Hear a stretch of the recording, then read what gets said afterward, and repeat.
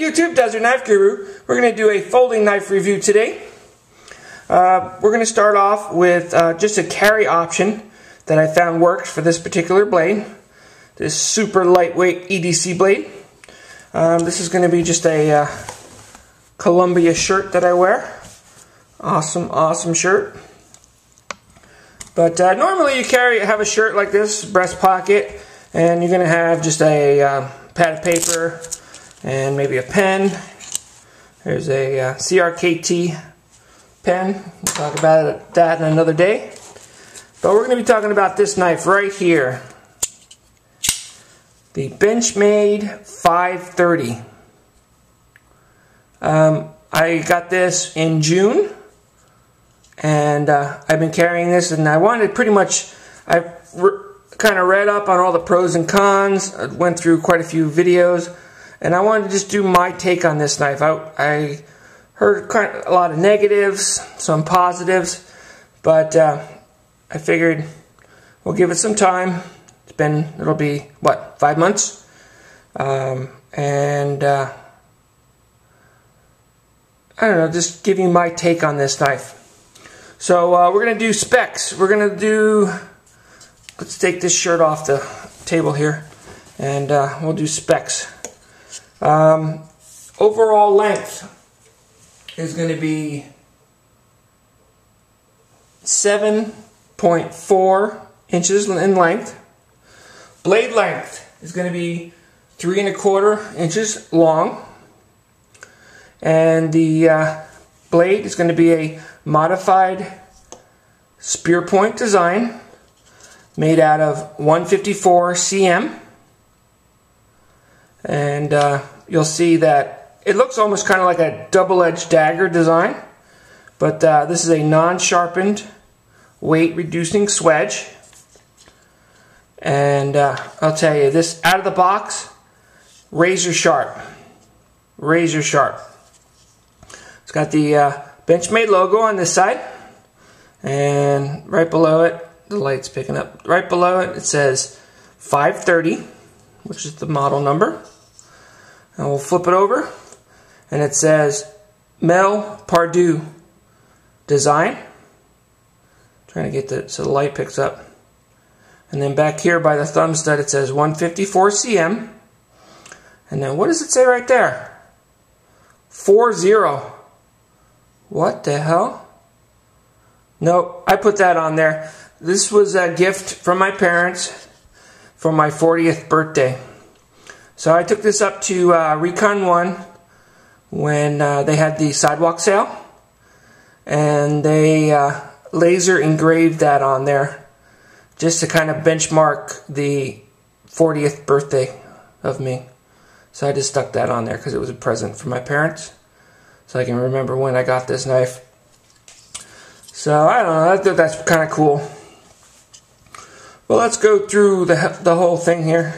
Like I said, razor sharp out of the box. Love the design. Definitely a piercing type blade.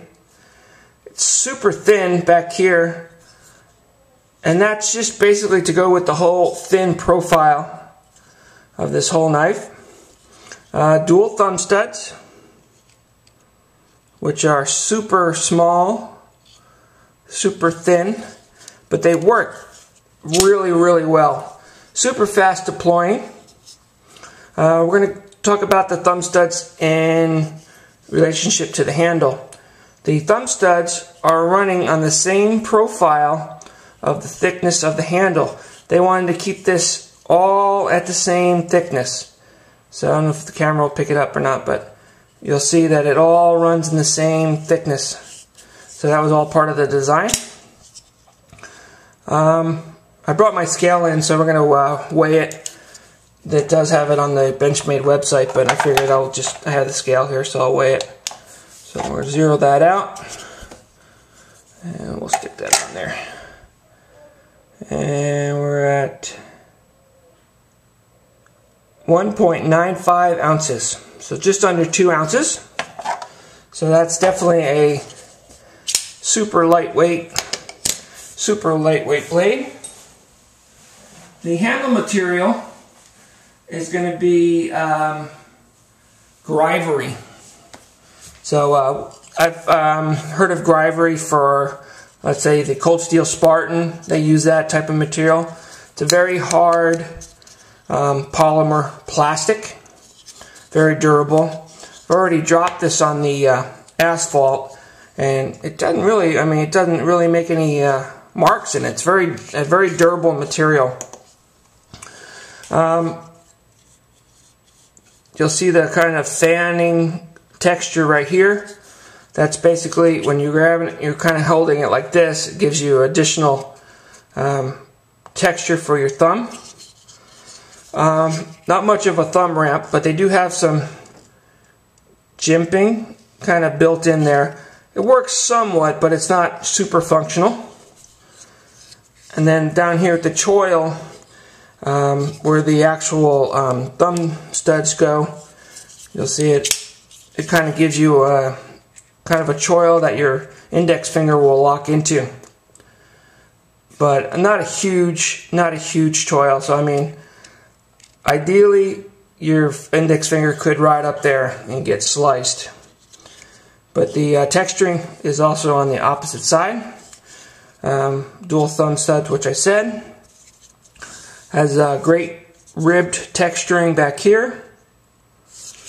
Gives you additional texture for the rest of your fingers. So overall, it's such a lightweight blade. Overall, I think it gives you a good grip. But they wanted to kind of keep it that thin, low profile blade. And for comparison, I wanted something that's thin to compare it to. So I brought in the Kershaw Blur, which in my opinion is a fairly thin blade. So it gives you an idea on how thin that 530 is. I was watching another video of somebody, and they were saying that if you took the pocket clip off, not that I recommend that you do this, but take your pocket clip off, you could actually slide it down into your shoe, and like the side of your shoe, and you wouldn't even know it's hardly there because of such a thin profile. But there you go for comparison, give you an idea on what we're looking at size-wise. It's not a huge knife, but I think, in my opinion, I think it's an excellent EDC choice. It's easy to sharpen shape on the blade. Good handle, blade material, 154 cm. So there you go, you get an idea on what we're looking at size-wise. That's the Kershaw Blur. It is an axis lock, which I've been carrying the Griptilians for a while. I guess since 2003, I would say, Griptilians. And huge fan of the axis lock. One thing I like about this one, everything is super lightweight, so it doesn't take much for the blade to come out. And on this one, you can actually depress the axis lock, which kind of gives the blade a head start, and then with the flick of the wrist, you can actually get the blade out there. So just another option. I usually use my thumb for deployment, but super fast. So just another way of deploying that. Very comfortable grip, contoured down. You got the axis lock, you got 1, 2 contacts, and then the pivot. And then you flip it over, and because of the material that it is, they give it additional security on this other side. So you got another screw back here, and then you got 1, 2, 3, 4, and then the pivot. So 5 contact points to hold this all together. I brought a light in here, so hopefully you can see it a little bit. The probably can't see it. One of these days I'll get a better camera. The liner starts here and then goes down to about here. Actually, that's a pretty good angle right there. It's a liner that's kind of tapered down. So it gives you, I don't know, a little more, well, about half the way through the handle scales. to add to strength there. And then the rest of it is that grivery. So it's all been milled out there, so you're not using a ton of materials. It's really done, I think, very well. The last part of this I'm going to leave is the pocket clip. It's really kind of the only beef I have on this one. Not the style of clip. I love this style. This is the split arrow, and this is very common for Benchmades, and I think it's an excellent design. Super secure. My only beef with this is this pocket clip, when I got it, was gloss black. And I would say within a day of having this, half the gloss black was gone. I don't know if my fingernail hit it or bumped up, my hip bumped up against something, but it actually started flaking off. And so instead of making it look, totally terrible, I hit it with a little stripper and took, I don't know, there was only probably 25% left on there, and I took the rest of it off and kind of polished it up. You can see that the screws are actually black on the actual pocket clip, and it jived. It really looked really nice, but for some reason it just did not stay on there. So I talked to my Benchmade rep. And actually, first of all, I talked to Benchmade on the phone, and they were like, "Oh, I don't know what the deal." So they sent me out some pocket clips. When I got them, they sent me out two. They sent me out more of a matte black, and then more of a polished black. But neither one would fit because of such a thin handle scale. The pocket clip kind of stuck up. It was like for a Griptilian or something like that. So when I was in LA at the sidewalk sale, I saw the Benchmade rep, and he said, "Oh, no problem, I'll get you a couple pocket clips." Well, he got me a couple more pocket clips, and he goes, "Well, these are specifically for the 530. I said, "Okay." So I went and picked them up, and it was the same deal. They were sticking way up because of such a thin scale there. It was sticking way up, so that didn't work. So now we're dealing with this. And you can see it's actually kind of come up just a little bit from just general use. But, that's just the way it is, I guess. The one thing I didn't mention is the full-size lanyard hole. You could put 550 cord through there with no problem. So that's a kind of a good size hole, which is a good thing. So, I don't know, we're going to wait on the pocket clip deal. I don't know. I'm going to see them again in December, so I will talk to them, I guess, when I see them. But, I don't know, people thought it kind of sounded kind of plasticky, which it does. It's a plastic, it's a polymer. But, I don't know, I have larger hands.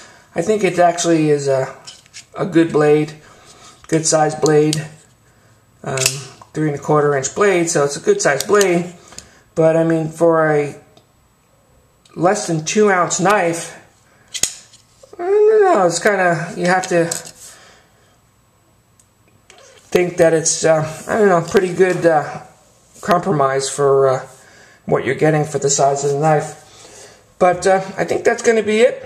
If you had any questions on this, or I missed anything, please let me know. And if I can answer any questions, we'll be here. So thanks for watching, and I'll talk to you soon. Thanks. Bye.